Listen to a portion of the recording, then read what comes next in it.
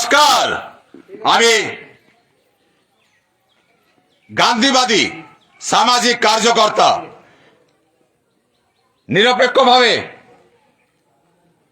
আপনাদের সামনে উপস্থিত হয়েছি ছাতনা বিধানসভা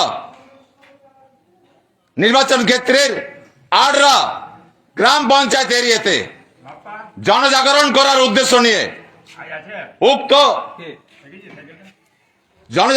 উদ্দেশ্য নিয়ে পদযাত্রায় বেরিয়েছি। উক্ত মুদ্রাটি হচ্ছে ঘর ঘর একটি করে সরকারি চাকরি। বিশেষ করে গ্রামাঞ্চল ক্ষেত্রে মিনিমাম মাসিক বেতন 10,000 টাকা হলেও চলবে, কিন্তু চাকরিটা সরকারি হোক, যার একটা পেনশন সুবিধাও থাকবে। এমনকি যারা পড়াশোনা করেননি তাদেরও যেন কিছু না কিছু সরকারি চাকরি অবশ্যই হয়, কারণ তারাও মানুষ, তাদেরও পেট আছে, তাদেরও পরিবার আছে, তাদেরও মা বাপ আছে, ঘর আছে, পরিবার আছে। দেখুন, নেগেটিভ চিন্তা ভাবনা করলে হবে না, সর্বদাই পজিটিভ ভাবনা রাখুন মনের মধ্যে। এক টাইম আমরা ভাবতাম কিভাবে চাঁদে পৌঁছানো সম্ভব, এটা একটা অসম্ভব বিষয়, চাঁদে পৌঁছানো পারা যাবে না, এরকম বিভিন্ন ধরনের নেগেটিভ চিন্তা ভাবনা করতাম, কিন্তু আমরা চাঁদে পৌঁছাতে পেরেছি। একইভাবে আমরা যদি প্রচেষ্টা করি ঘর ঘর একটি করে সরকারি চাকরির মতো একটি বিশেষ ব্যবস্থার প্রচলন গড়ে তোলার, তাহলে আমরা অবশ্যই পারবো। এর জন্য আমাদেরকে একটা বিশেষ ব্যবস্থার প্রচলন গড়ে তুলতে হবে দেশের মধ্যে।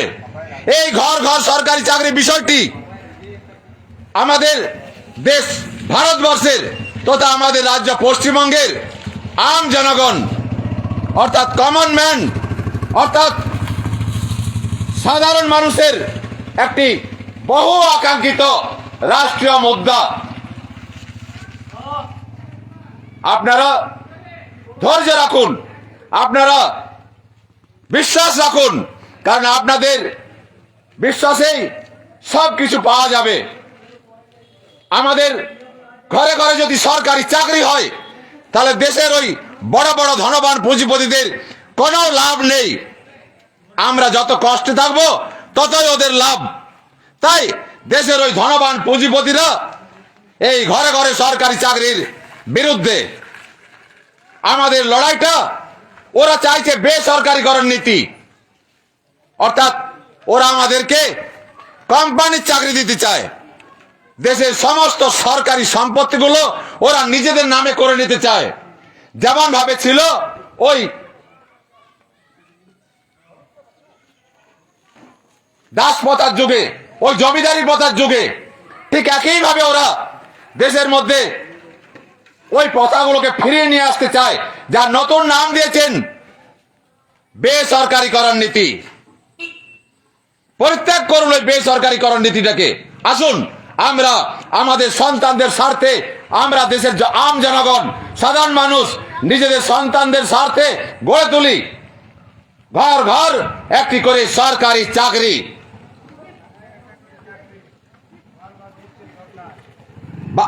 আপনাদের কাছে আমার আবেদন, দয়া করে বিশ্বাস রাখুন।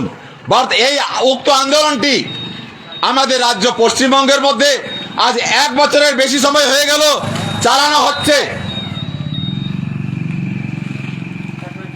এমনকি যখন বাঁকুড়ায় বসেছিলাম অনশনে, তখন বাঁকুড়া টাউন পুলিশ আমাকে অ্যারেস্ট করেও নিয়ে গেছিল। তাদের উদ্দেশ্য একটাই ছিল, আমার অনশনটা ভঙ্গ করা, আর কিছু নয়। তারা সম্মানের সঙ্গেই আমাকে বসিয়ে রেখেছিলেন। দেখুন, একটা কথা আপনারা ভাবুন, সর্বপ্রথম এটা আমরা এখানে চালিয়ে যাচ্ছি, কিন্তু আমাদের রাজ্য পশ্চিমবঙ্গের মধ্যে ভোট এখনো দেরিতে আছে, সামনের বছর মে মাস করে। ইতিমধ্যেই বিহার রাজ্যের মধ্যে ভোট চলে আসে নভেম্বর মাস, সামনের মাসেই।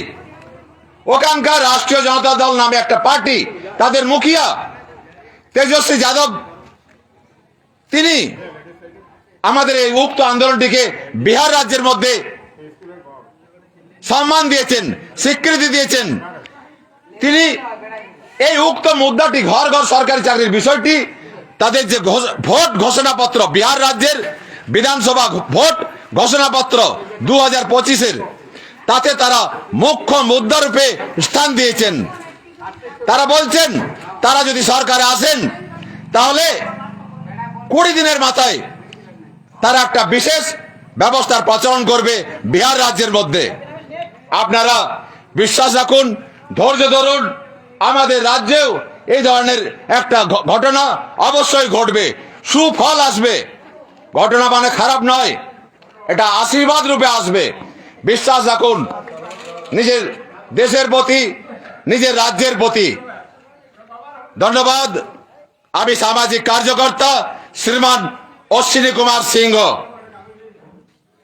আমি এইভাবেই ভারতবর্ষের কন্যাকুমারী, ত্রিবান্দ্রম, চেন্নাই, পন্ডিচেরি, হায়দ্রাবাদ, ব্যাঙ্গালোর, বোম্বে, গুজরাট, রাজস্থান, দিল্লি, কলকাতা সর্বত্রই আন্দোলন করে ঘুরে বেড়াই, বিভিন্ন ধরনের রাষ্ট্রীয় মুদ্রা তুলে ধরে।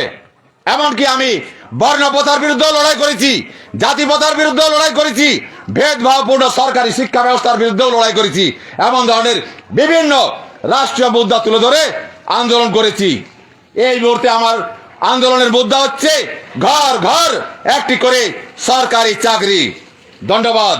সবাই ভালো থাকুন, ঈশ্বর আপনাদের কল্যাণ করুন, এটাই ঈশ্বরের কাছে আমি কামনা করি। ধন্যবাদ।